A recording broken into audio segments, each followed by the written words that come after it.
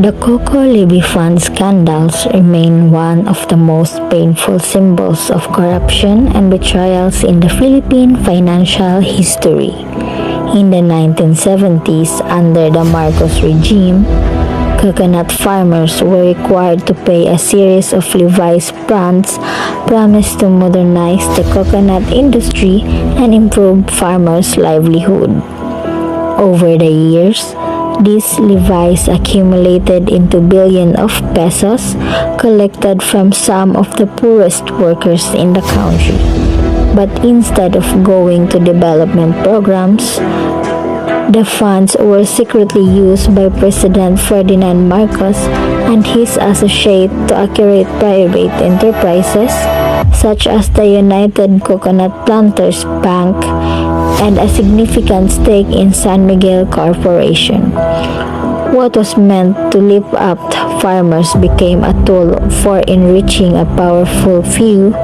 Nearly 5 years later, the fight for justice continues.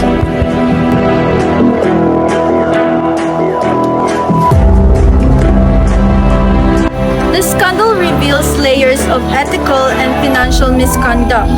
First, there was a clear breach of trust. The government promised that the levy would benefit coconut farmers, yet the money was diverted for personal and political gain. This violated the principle of fiduciary duty, where managers of public funds are legally and morally obligated to act in the best interest of the stakeholders. Second, basic financial governance principles were ignored.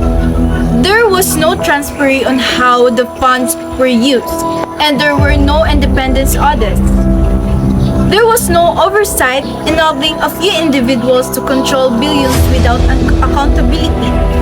The financial impact. The stolen funds amount to billions could have modernized the coconut industry, improved yields, raised incomes, and uplifted rural communities. Instead, farmers continue to work under the harsh conditions with little to no support.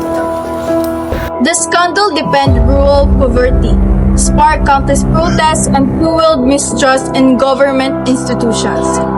Families who contribute to the levy never saw its benefits, and many farmers died without ever receiving justice. The Coco Levy scandal is not just about money, it is about lives deprived of opportunity. This case offers a powerful lesson for anyone in the field of finance. The scandal could have been prevented through a stronger financial control. System should ensure that all transactions are documented, audited, and publicly accessible. Effective risk management. Concentrating decision-making power in a small political circle. Allowed abuse, checks and balance include independent regulators could have protected the funds. Ethical governance. Transparency, integrity, and accountability must be embedded in all public funds. Management ethical leadership is not optional, it is essential for future professionals. The message is clear.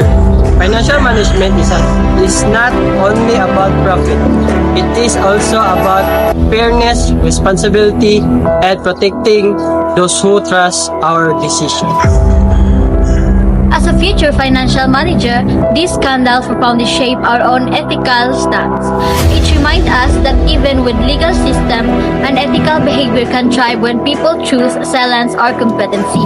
This case strengthens our commitment to uphold integrity, transparency, and accountability. We plan to advocate for transparency, for ensuring financial reports are honest, clear, and accessible to stakeholders, questioning authority, speaking up when decisions appear unethical, when if it means challenging those in power.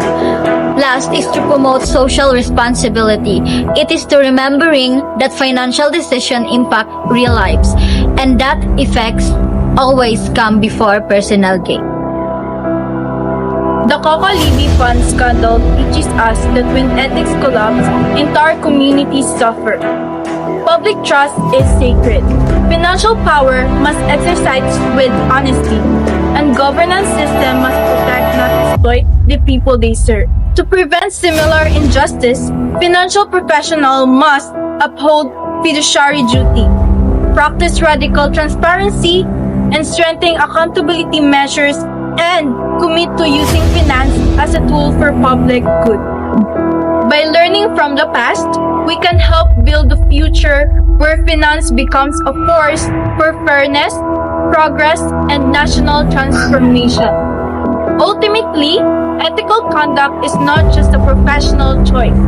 It is a promise to ourselves, to our stakeholders, and to the people who depend on us.